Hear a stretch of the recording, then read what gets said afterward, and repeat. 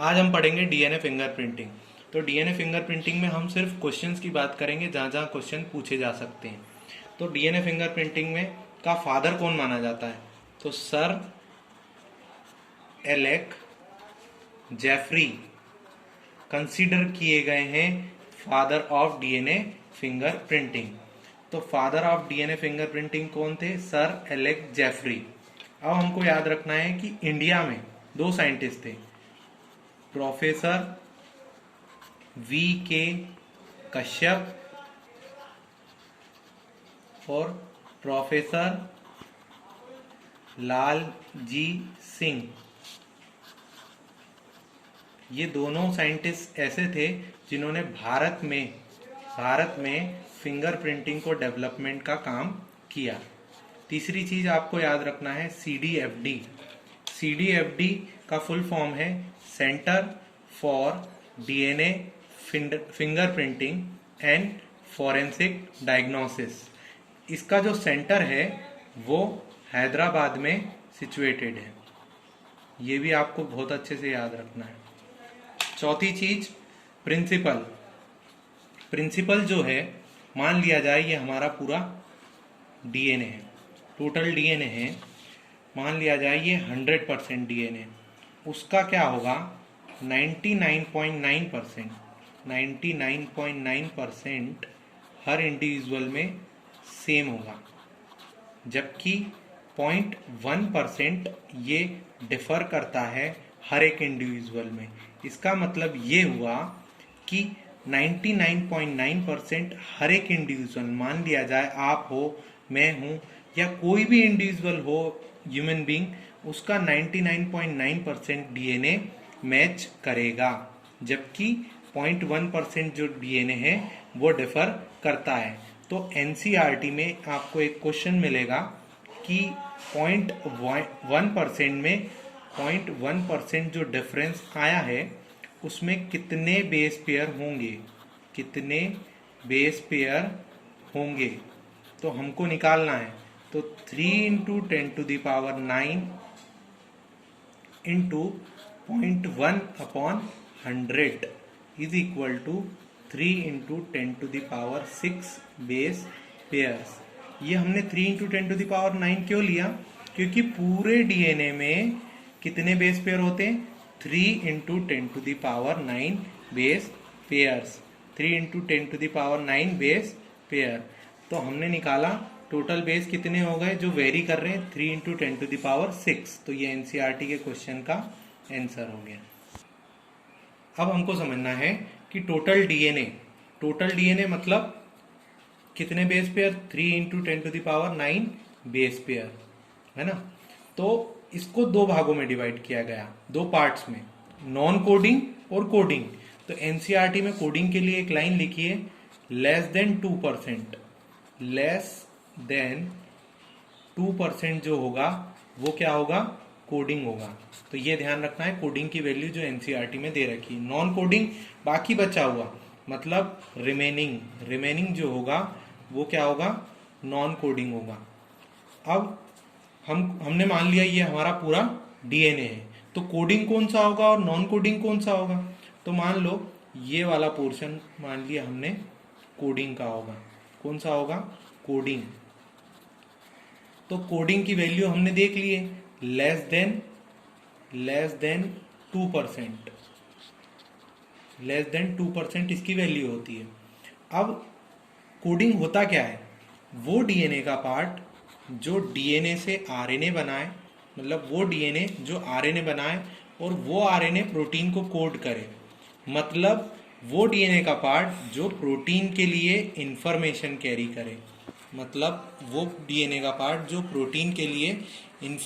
Carry करे, उसी को हमने क्या बोला?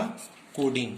अब बात करें रिमेनिंग 98%, अप्रॉक्सीमेटली 98% जो होता है वो नॉन कोडिंग होता है।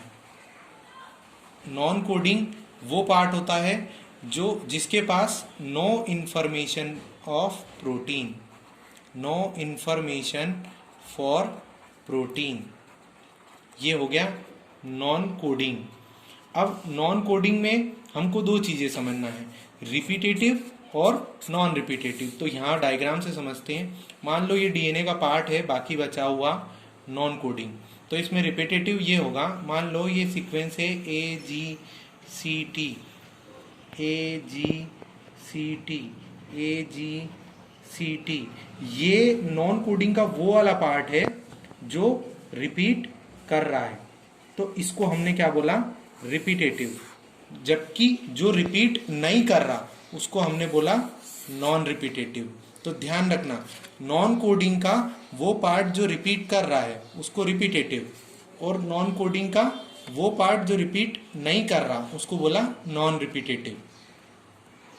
तो कोडिंग का कॉन्सेप्ट हमने समझ लिया। नॉन कोडिंग में भी दो portion, repetitive, non repetitive. Repetitive वो जो रिपीट करे, AGCT AGCT AGCT। मान लो ये सीक्वेंस रिपीट कर रहा है तो ये कौन सा होगा, रिपीटेटिव। कैसे, AGCT AGCT AGCT, तो ये रिपीट करे, ये सीक्वेंस क्या है, कंटिन्यूअस रिपीट कर रहा है, इसलिए हमने इसको क्या बोला, रिपीटेटिव। बाकी बचा हुआ पोर्शन नॉन रिपीटेटिव में आएगा। अब हमको समझना है सैटेलाइट क्या होता है, सैटेलाइट डीएनए हमको समझना है। सैटेलाइट डीएनए, तो सैटेलाइट डीएनए कुछ नहीं होता, जो नॉन कोडिंग का रिपीटेटिव पार्ट होता है। नॉन कोडिंग का रिपीटेटिव पार्ट को ही क्या बोलते हैं अपन, सैटेलाइट डीएनए। तो हम बोल सकते हैं कि repetitive part of non coding region is known as satellite DNA. तो सैटेलाइट डीएनए का कॉन्सेप्ट बहुत अच्छे से समझ में आना चाहिए। नॉन कोडिंग में दो portion, repetitive, non repetitive. Repetitive of non coding portion is known as satellite DNA. तो ये सैटेलाइट डीएनए का कॉन्सेप्ट हमारा पूरा हो गया। अब हमको समझना है डेंसिटी ग्रेडियंट सेंट्रीफ्यूगेशन। एनसीईआरटी में दे रखा है कि डेंसिटी ग्रेडियंट सेंट्रीफ्यूगेशन की मदद से हमने डीएनए को अलग अलग किया। कैसे किया, मान लो ये हमारा पूरा डीएनए, हमने उसको रेस्ट्रिक्शन एंजाइम जो कि मॉलिक्यूलर सीजर होता है उसकी मदद से हमने इसको काट लिया है। तो हमने जब डेंसिटी के अकॉर्डिंग उन डीएनए को काट के जमाया तो हमारे पास पैचेस के फॉर्म में डीएनए आया। इन पैचेस के अकॉर्डिंग हमने एक ग्राफ फॉर्म किया जो इस प्रकार से था। ये एक ग्राफ फॉर्म हुआ, इसमें दो टाइप के पीक बने, एक मेजर पीक, एक माइनर पीक। तो डेंसिटी के अकॉर्डिंग हमने ये पेचेस मिले और पेचेस के अकॉर्डिंग दो पीक मिले। तो मेजर पीक एनसीईआरटी में लिखा है नॉर्मल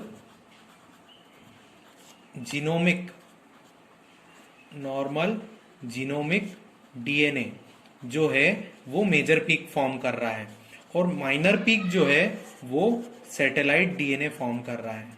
तो माइनर पीक कौन फॉर्म कर रहा है, सैटेलाइट डीएनए। ये इंपॉर्टेंट है, एनसीईआरटी के अकॉर्डिंग ये याद रखना है कि माइनर पीक कौन फॉर्म कर रहा है और मेजर पीक कौन फॉर्म कर रहा है। तो नॉर्मल जीनोमिक डीएनए का मतलब क्या हुआ, इसमें वो डीएनए आएंगे जो बाकी बचे हुए हैं, like coding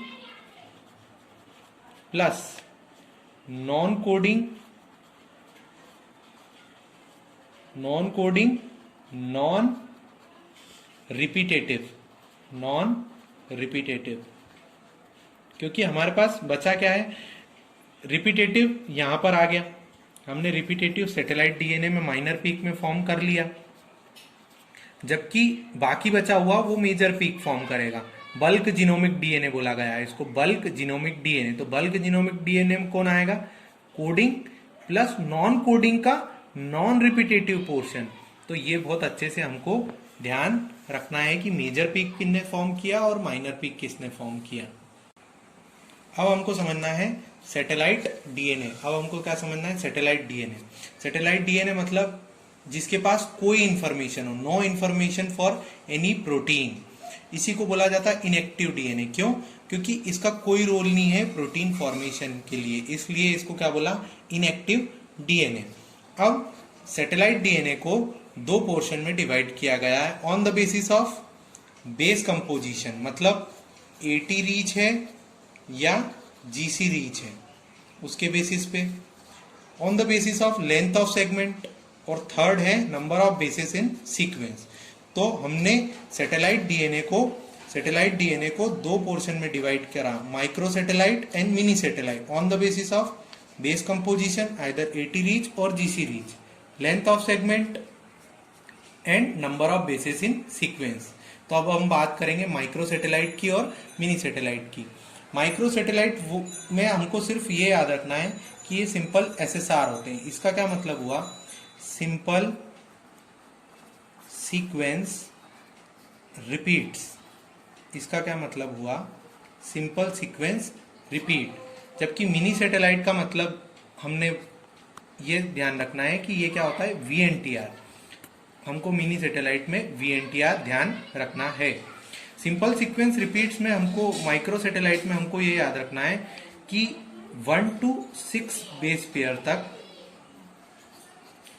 1 to 6 base pair तक ये रिपीट करते हैं। 1 to 6 बेस पेयर तक ये रिपीट करते हैं। तो माइक्रो सैटेलाइट में हमको क्या याद रखना है? दिस आर सिंपली SSR, मतलब सिंपल सीक्वेंस रिपीट्स। कितने बेस पेयर तक रिपीट करते हैं? 1 to 6 बेस पेयर तक ये रिपीट करते हैं। जैसे मान लो 80 80 80 80, ये क्या हो रहा है? ये सीक्वेंस रिपीट कर रहा है। अब ये रिपीटिंग सीक्वेंस जो है उसका नंबर क्या है? 2। ये रिपीटिंग सीक्वेंस भी क्या है? 2। मतलब ये रिपीट करने वाला सीक्वेंस 1 to 6 बेस पेयर के बीच में हो तो हम कौन सा सैटेलाइट बोलेंगे? Micro satellite. जबकि मिनी सैटेलाइट में डिफरेंस आता है, इसके जो बेस पेयर रिपीट करते हैं वो 11 to 60 बेस पेयर रिपीट करते हैं। जैसे GGA, TTCA, फिर GGA, TTC, ऐसे ये रिपीट कर रहे हैं। मान लो ये रिपीट कर रहे हैं तो इनका नंबर का सीक्वेंस, मतलब जो सीक्वेंस रिपीट हो रहा है वो क्या है? 1 to 6 बेस पेयर से ज्यादा है। इसलिए हमने इसको काय में रखा? मिनी सैटेलाइट में। और मिनी सैटेलाइट को हमने क्या बोला था? VNTR। क्या बोला था? VNTR। तो VNTR का फुल फॉर्म जो है वो है variable number of tandem repeat. यहाँ पे टेंडम का मतलब है कंटिन्यूअस, और VNTR का साइज जो है वो NCERT में दे रखा है 0.1 to 20 KB। इसका मतलब है kilo base pair, kilo base या किलो बाइट्स भी बोल सकते हैं इसको, किलो बेस। तो ये इसकी वैल्यू है, ये बहुत अच्छे से याद रखना है, NCERT में ये दे रखा है। अब हमको समझना है, जैसे कि पर्सन 1 है ये, और ये क्या है? पर्सन 2 है।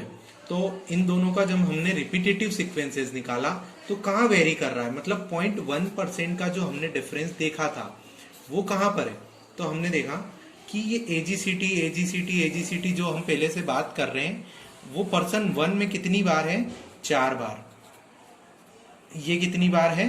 4 टाइम्स। अब 4 टाइम्स का मतलब क्या है कि मान लो ये AGCT यहाँ पे 20 बेस पेयर का रिपीट हो, यहाँ पे 20 बेस पेयर का रिपीट हो, यहाँ पे भी 20, यहाँ पे भी 20, तो टोटल बेस पेयर का जो रिपीट है, मान लो ये AGCT इस वाले पोर्शन में 20 बार रिपीट कर रहा है, यहाँ पे फिर 20 बार, यहाँ पे फिर 20 बार, यहाँ पे फिर 20 बार, तो टोटल बेस पेयर जो रिपीट हो गया वो कितना हो गया? टोटल 80 बेस का। जबकि पर्सन 2 में हमने जब देखा तो AGCT मान लो ये 20 बार रिपीट कर रहा है, तो 20 प्लस 20, तो टोटल क्या हो गया? 40 बेस का रिपीट हो गया। टोटल 40 बेस का रिपीट हो गया। तो डिफरेंस कहां पे आया? AGCT दोनों में सेम है, मतलब AGCT कॉमन है दोनों में, रिपीटेटिव सीक्वेंसेस कॉमन है, लेकिन नंबर वेरी कर रहा है। इसीलिए तो हमने बोला कि VNTR में क्या होता है? सीक्वेंसेस वेरी नहीं करते, इनका नंबर वेरी करता है। तो ये बहुत इंपॉर्टेंट है। अब हमको NCERT की एक लाइन समझना है। मान लो एक इंडिविजुअल है, ये एक इंडिविजुअल का सेल है, उसमें हम क्रोमोसोम 1 की बात करेंगे। मान लो ये क्रोमोसोम 1 है और ये भी क्रोमोसोम 1 है, क्योंकि दोनों हमने मान लिया ये दोनों होमोलोगस क्रोमोसोम है। तो एक कहां से आया? फादर से, और एक आया मदर से। तो ये वेरी करेंगे, ये दोनों के जो क्रोमोसोम है ये वेरी करेंगे, मतलब दोनों अलग अलग जगह से आए। इसीलिए एक होमोलोगस क्रोमोसोम में भी ये वेरी करता है। कौन? VNTR का नंबर, मतलब VNTR क्या करता है? वेरी करता है, ये बहुत अच्छे से ध्यान रखना है। तो एनसीईआरटी की ये लाइन है। अब हमको समझना है लास्ट चीज जो है procedure of finger printing. Procedure में हमको ये समझना है कि सबसे पहले तो हमको डीएनए लेना पड़ेगा। तो डीएनए के लिए हमको सैंपल कोई भी हो सकता है, सैंपल चाहे ब्लड हो, स्किन हो, हेयर हो, कुछ भी आपको कुछ भी सैंपल के रूप में लेना है जिसमें डीएनए प्रेजेंट हो। उसके बाद में हमको क्या है, उस सेल को बाहर निकालना है, मतलब सेल आइसोलेट करना है। सेल आइसोलेट करने के बाद में हमको मतलब सेल की मेम्ब्रेन तोड़ के डीएनए को बाहर निकालना है। तो मान लो हमने डीएनए ये आइसोलेट कर लिया इस सेल में से, ये सेल में से हमने ये वाला डीएनए बाहर निकाल लिया, तो डीएनए आइसोलेटेड। अब आपको एक चीज समझना है कि अगर डीएनए की क्वांटिटी लेस हो, मतलब कम हो, अगर डीएनए आपने जो लिया है कंटेंट में कम हो, तो आप पीसीआर की मदद से उसको बढ़वा सकते हो, लेकिन ये कोई नेसेसरी प्रोसेस नहीं है। अगर आपको रिक्वायर्ड हो तो ही आप इसका यूज करें। तो नीट में एक बार क्वेश्चन आया कि which of the following process is not necessary in fingerprinting. So PCR एक ऐसी प्रोसेस है जो नेसेसरी नहीं है। आपके पास अगर डीएनए का कंटेंट बड़ा है तो आप पीसीआर का यूज नहीं करेंगे तो भी चल जाएगा। उसके बाद में हमको डीएनए को रेस्ट्रिक्शन एंजाइम की मदद से इसको काटना है, मतलब डीएनए के फ्रेगमेंट काटना है with the help of restriction enzyme. तो हमने रेस्ट्रिक्शन एंजाइम की मदद से डीएनए के फ्रेगमेंट काट लिए। अब हम उसको जेल इलेक्ट्रोफोरेसिस की मदद से लेंथ वाइज सेपरेट करेंगे। हमने लेंथ वाइज सेपरेट को किया जो कट पोर्शन थे डीएनए को। तो हमको पता है जेल इलेक्ट्रोफोरेसिस में 2 इलेक्ट्रोड होते हैं, एक नेगेटिव एक पॉजिटिव।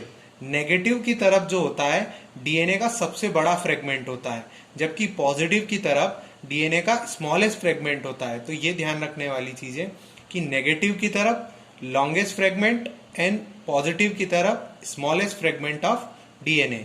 तो हमने सेपरेट कर लिया length wise with the help of gel electrophoresis. अब हमको क्या करना है, अल्कलाइन मीडियम में इस जेल इलेक्ट्रोफोरेसिस की प्लेट को प्लेस करना है जिससे डीनेचुरेशन हो सके, मतलब ये जो डबल स्ट्रैंडेड डीएनए है वो सिंगल स्ट्रैंडेड में कन्वर्ट हो। इसलिए हमने इसको अल्कलाइन मीडियम में रखा जिससे डीनेचुरेशन हो जाए। अब ये डीनेचुरेशन के बाद में हमको क्या करना है, इस इलेक्ट्रोफोरेसिस की प्लेट के ऊपर ब्लॉटिंग पेपर रख के इसके ऊपर वेट रख देना है, जिससे जो भी डीएनए का कंटेंट है वो किसके पास आ जाएगा, ब्लॉटिंग पेपर के ऊपर आ जाएगा या नाइट्रोसेल्यूलोज की मेम्ब्रेन के ऊपर आ जाएगा। इसी को बोला जाता है ब्लॉटिंग, मतलब डीएनए को जेल इलेक्ट्रोफोरेसिस की प्लेट से ट्रांसफर करना है किस पे, ब्लॉटिंग पेपर पे या नाइट्रोसेल्यूलोज की मेम्ब्रेन पे। This is known as Southern blotting. This is for DNA, Southern blotting is for DNA.